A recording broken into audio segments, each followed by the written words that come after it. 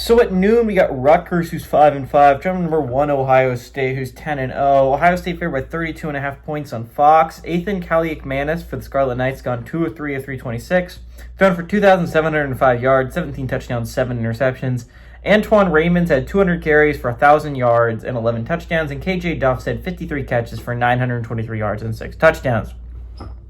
Julian Sand has gone 226 of 282, thrown for 2,675 yards, 25 touchdowns, 4 interceptions. Bo Jackson's had 110 carries for 725 yards and 3 touchdowns. And Jeremiah Smith has had 69 catches for 902 yards and 10 touchdowns.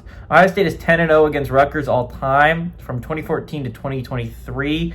Rutgers is 0-5 when traveling to Ohio State. The closest game between these two has been 19 points. It hasn't been all that close. Schiano is 0-3 against the Buckeyes, and Day is 5-0 against the Scarlet Knights. Again, I don't think that this is the year Rutgers breaks the streak, right? Ohio State has looked like by far the best team in the country. To me, they have the third best resume in college football. But, I mean, with a win today, that bumps it up to either first or second place, depending on results, right? They're very close with Indiana. If they win today, they would definitely pass A&M, most definitely would pass the Aggies in resume quality. And as long as Ohio State and Indiana finish at 1 and 2, which seems very realistic, that just means that whoever wins the Big Ten championship is going to be the number 1 seed in college football. It doesn't seem like there's any other alternative to that. It definitely seems like whoever wins is going to get the 1 seed, whoever loses gets the 4. That just seems to be the way that this is shaking out to be. Again, Ohio State has a massive game next week against Michigan, a game that would by far give Ohio State the best resume in the country if they were able to win that game. I mean, they have some nice wins. A home win over Texas is not a bad win.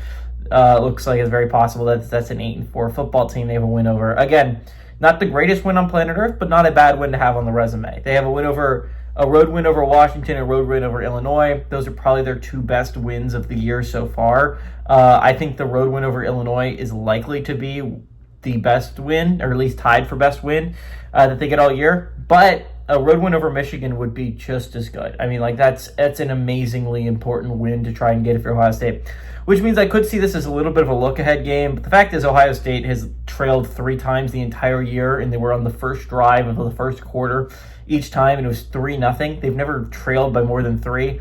I don't see that changing this much. Ohio State, to me, has looked like by far the best team in the nation. Again, they haven't been pushed since like week 1 against Texas, and that was an argument that they were even pushed. Ohio State has gotten much better since week 1. This is the best team in the nation. We're going to see when they play Indiana, because I think that's the second best team in the nation, and I think that's the only team that can give a legit fight to Ohio State this year. I'd be throttled if anyone else could.